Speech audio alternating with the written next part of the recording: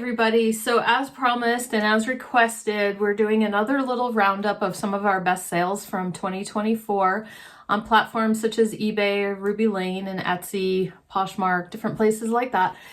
And the last video that I did was our top 20 that were over $200. But this roundup is just going to be items that sold between about $100 and $200. And they're not going to be in any particular order, just kind of a cross section of some of the fun sales that we had in 2024. Like I said, that sold for over $100. So we're going to do it a little differently than the last video. We're going to do it just right from my computer. And so let's go over there now and get started. We'll start off with a piece of clothing. This was a little jacket or blazer. The brand was Legence.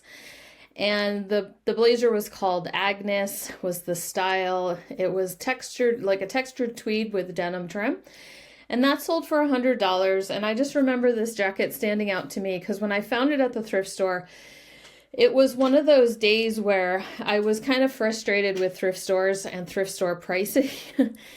And, you know, some of the big names that we're so used to hearing about, Carhartt and different things like that. They just, I could find some of those pieces, but they had them priced really, really high, which is totally fine. It's their prerogative to do those things. And I remember this standing out because once I saw this blazer, I think I only had to pay $5 for it.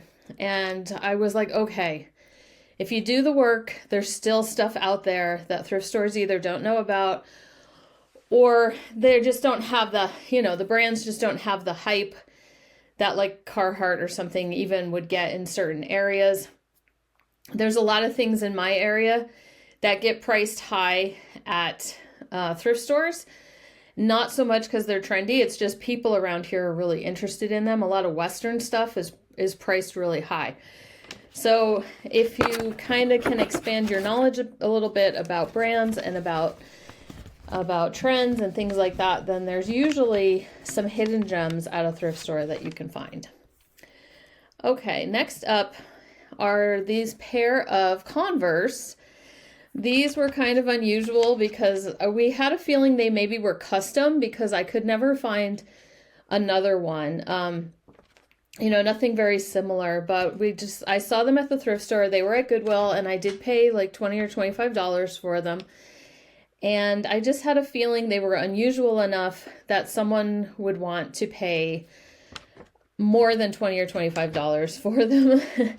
And it took a little while, but they ended up selling for $99.99.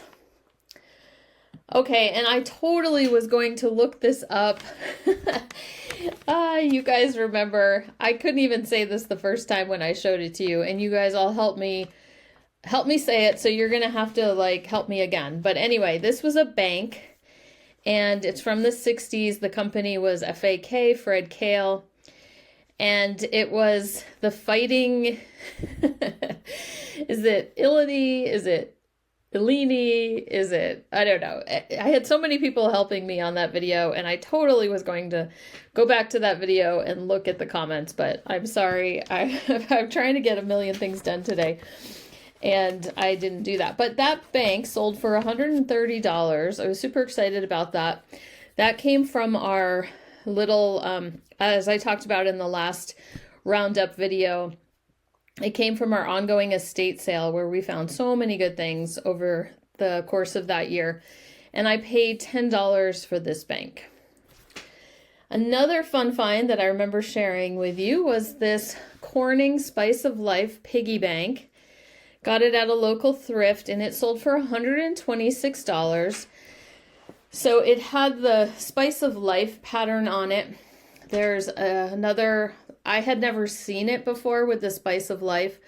And I'm not even talking about in person, but like on seeing other resellers or other people talk about it. I've only seen the Cornflower Blue piggy bank, so those are out there. This was a little bit more unusual. And that one sold, like I said, for $126. So keep an eye out for that. Then I talked about on my channel another day. I was so excited when I came across a bunch of cross-stitch kits at the thrift store that had just been put out. There were quite a few gold collection ones in there. So Dimensions Gold Collection are always worth a second look. Some sell higher, some sell for a lot less than this. And this was out of the lot that I got. This was the highest one that sold, and it sold for $130. And this sold on Etsy. I remember I had found them on a half off day, and I think the girl, when I got home and was really looking at my receipt, I think she had doubled my half off discount or something on these. So I paid $1.25 per kit. So that worked out good. Some of them only sold for like $10, $15, but then there was a couple more that sold a little bit higher, $50, $60, and then this one, like I said, was the top. The next one was a yard sale find, or an estate sale find from last summer. This Pyrex, it was 2 bowls. I sold for $125 on Ruby Lane. There's certain colors in Pyrex that are always good. Turquoise and pink being some of them. Some of the other more valuable Pyrex is certain patterns, but if you're just talking colors, pink is usually a definite pickup, and turquoise would always be a good pickup as well. So I was happy at the estate sale. I don't remember, $15, $20, something like that I paid. I had gotten a few other things there, so all I remember about that estate sale was that the kids running it, like one was trying to get like super high prices, and the other daughter was like, we need to move stuff, right? And so there was a little bit of going back and forth, but I was happy. Whatever I paid for these, I was happy about it. And they went pretty quickly. They were in really good condition. I had found some at Goodwill a little bit later, and they were a lot more scratched up, and I didn't get the prices. These are 2 bowls. They're the 2 smallest bowls of a Cinderella set. So if you had the whole set of 4, that would be even greater money. People would be super happy about that. And I could have split these up and sold them separately and maybe made a little bit more, but $125 was pretty good. Okay, another find that was from our little ongoing estate. I had picked these up one time. They took a little while to sell. It wasn't super fast. But I had looked up comps when I was at the thrift, well, whatever you want to call it, the estate sale.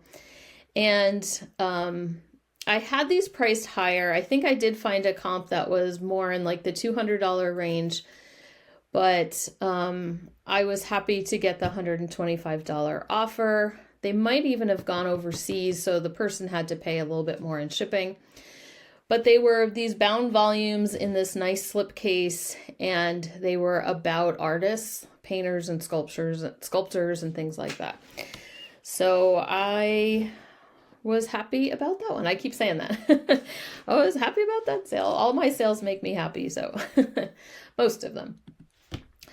Okay, this was a fairly large, kind of like a floor vase, and it was Tonala style painting made in Mexico. This was a terracotta pot, very pretty picture on it. It had the deer. Again, Mr. Pish Posh handles our shipping, and so he was the one who tackled this one. This was a leftover from a friend's garage sale, and they had moved out of state. And so we kept it for a while. We had it in our living room, and it just doesn't quite fit the look that we've got going. Not that our house has a very specific look, but it wasn't quite exactly kind of going with our stuff. So we decided to list it, and it sold for $125. Okay, let's throw a Mr. Pish Posh sale in here. He got this at an estate sale. We were there together, but he made a beeline for the garage, and I went inside the house, and so he came out with a couple hand saws. This one, he says it's new vintage, so it still had this slip cover, and also, obviously he could tell it hadn't really been used. Sandvik, I think it was a Swedish company, but that handsaw sold for $125.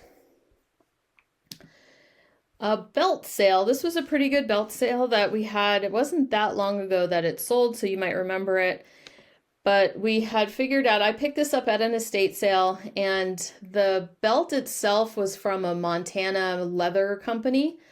But the buckle had been what caught my attention. And I figured out the name, C. Solace. It was an Argentinian silversmith, I believe, is where you could get these types of buckles. It was called a Yunta buckle. A double coin is what that had meant. This particular design had thistles on it. So I just thought it was interesting when I saw it at the estate sale. So I brought it home to research. I don't think it was sterling. I think it was maybe alpaca silver or something like that. But it still sold for $125. Over on Poshmark, this was a nice sale we had on Poshmark, this Conair hot lather machine. It's good to keep this one in mind. This had been a bolo or an item to be on the lookout for in years past. So I wasn't quite sure if they were still holding their value on the resale market.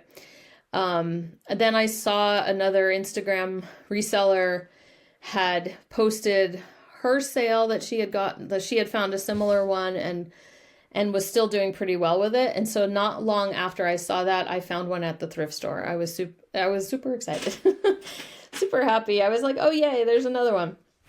So, and I even remember when I brought it up to the counter at the thrift store, she was so nice. She's just like it had been there forever. I think you could see the date on the sticker, and it was like she had it in the thrift store since like last summer or something like that. So she I'm about to pay full price, and she's like, oh, let's do $5, or, she knocked the price down because it had been there so long. I was like, okay. I mean, it's smart. It keeps me coming back to that thrift store. She's done it for me a couple times on a few different things. But that sold for $120 on Posh. And we didn't test it. We just looked at the fact that it had never been used, and it was all good. Didn't get any messages back or anything. Then, if you remember, not long ago, also we sold this backgammon set. If you are one of my viewers regularly, these were not. I think we sold it once and then they canceled. I think maybe they had gotten excited to see the word butterscotch. We tested the pieces for Bakelite because you want to usually test that when you see some of these older backgammon sets. Especially when they're these types of colors, the kind of the typical brown and cream ones are not going to be Bakelite. But this had kind of that marbled, they can either be a Bakelite or a Catalan. You'll see also in listings. And I used Simichrome on the pieces, and there was no reaction at all.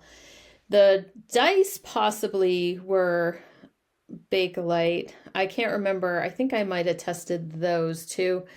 But that's fairly common to find Bakelite dice in older games like Yahtzee and things like that. What else can I say about it? Okay, so the first person I think canceled pretty quickly, and then very quickly after that, someone paid full price, $125 for this set, and we got really good feedback from them. So they were happy with their purchase. Speaking of Bakelite, here's the next one. We're over on Ruby Lane again. This bangle bracelet I picked up at the thrift store. I kind of love that, right? A lot of thrift stores just view plastic as plastic. And this was just hanging up there. Might have been $4. I don't remember if it was half off day or not. So I paid maybe $4 at the most. This was an unusual bangle, which I think helped sell it pretty quickly. So on Bakelite jewelry, the more carving or more deeply carved something is, usually makes it a little bit more desirable. There were Bakelite jewelry had like this big heyday in the past 10 years or so, and prices have come down, or the demand has slowed down a little bit, but on unusual pieces, the value is still there and the collectors are still there. So what was neat about this one is it had these like diagonal carving on the outside, but then the inside of the bangle had this rib design, and that is what you would call reverse carving because it's on the back of the piece. And then another word I used in my title is pristal. So basically when you have Bakelite that's see-through or translucent, you can use that word pristal. And I just used the color apple green for that one, and it ended up selling, like I said, for $125 and pretty quickly. Here's another find from our ongoing estate sale. That one lady, like I had mentioned in the last video, that she had lived in Seattle. So that's why I found like 3 glassy baby in her stuff. And that's just what I found. Maybe somebody else found some other ones, but just different pottery, just a lot of interesting things that she had in her estate. And they had quite a few storage units that they were working their way through. So it was kind of an ongoing all year kind of estate sale, which was fun. Or at least more like the first half of the year. So I saw this jacket hanging up every once in a while. They would put some clothing out. The brand was Peter Cohen, the maker. And a lot of good prices on the Peter Cohen stuff. And the tag wasn't up here. It was once you opened the shirt jacket, it was kind of in here on the side. And it was very lightweight. So it was more like a shirt, but it was kind of that shacket type thing. And I got $100 for it. So that was excellent. Next up is some dishes. Denby. I've talked about Denby on the channel in the past. Denby is hit or miss. Some Denby is really good. Some will just sit in your eBay store forever. I looked up this pattern when I was at the thrift store when I found it and saw that the selling prices were pretty good, that it was pretty sought after.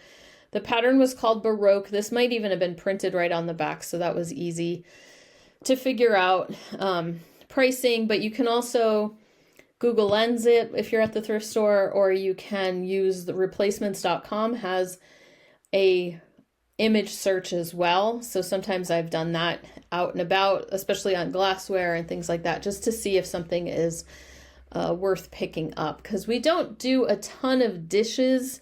I try to go easy on Mr. Pish Posh and his shipping for that. And if we do pick up dishes, we want it to really be worth the time of packaging, or, we're not necessarily set up with the right size boxes.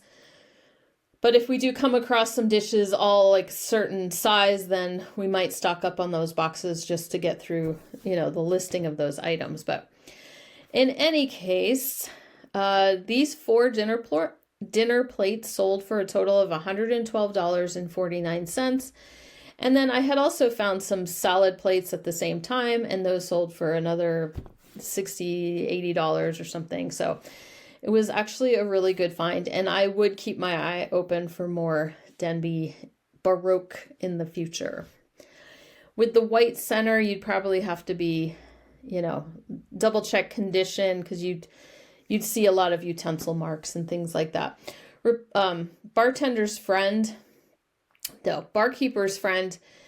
can help a lot with utensil marks on pieces, but there's only so far it can go. Next up is a watch by Seiko. Can't remember where we got this one. It was too long ago.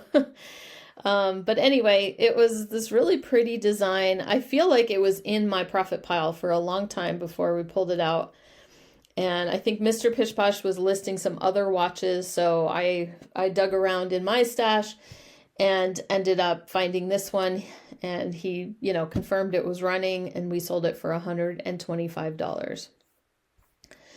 Another one that wasn't that long ago was this Flatware set called Napoleon Pearl. The brand was EME, made in Italy. very Baroque, very fancy. But what was neat about this set was that there was like a mixture of colors. And so that was a little bit different than like when I was looking at solds, there was like a set of purple that had sold or a set of pink that had sold, things like that. So having this mixed lot was kind of interesting. I had it listed at $200, but I took a $150 offer.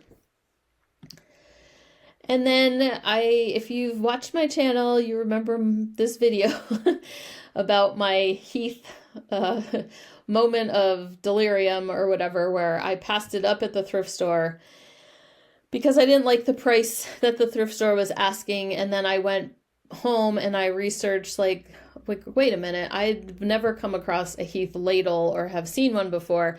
I better look that up. And so I looked up Heath ladles and they were selling for right around this price, 130 or 140, and they weren't very common. And so I was like, dang it, I need to go back to the thrift store.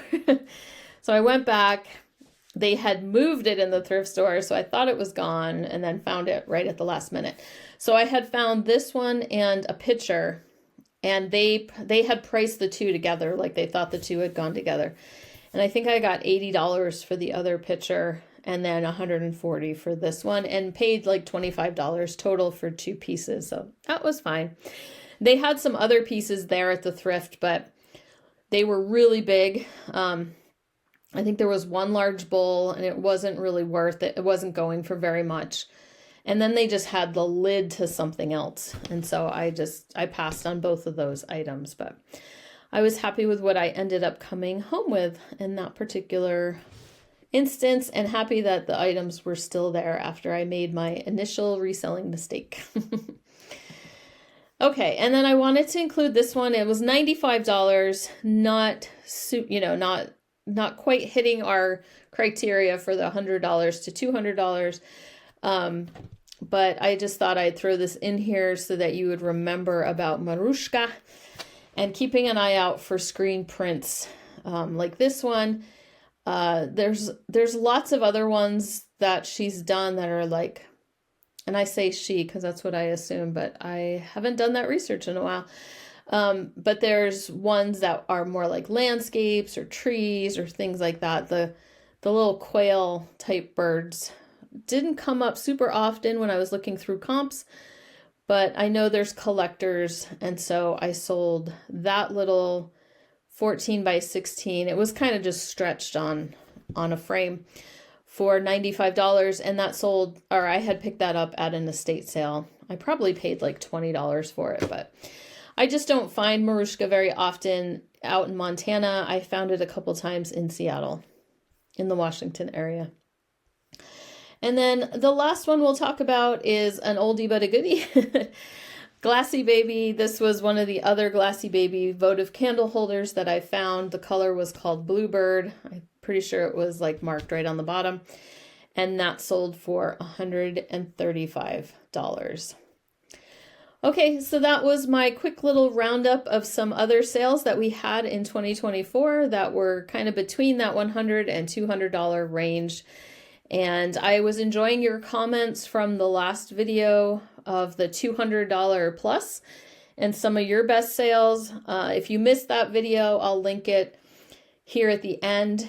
But then also keep, if there's some of you that didn't get a chance to comment on the other video, feel free to leave another comment here below about some of your, whether it's your second best favorite sale of the year, or just if you haven't had a chance to let me know about it in the first place. Okay, I better get going, and I will see you guys later on this week. We're going to take a break from some of the sales. We've had quite a few of those types of videos in a row, and we'll do maybe we'll do a little bit of research and maybe a haul video or something like that. So we'll see you guys soon.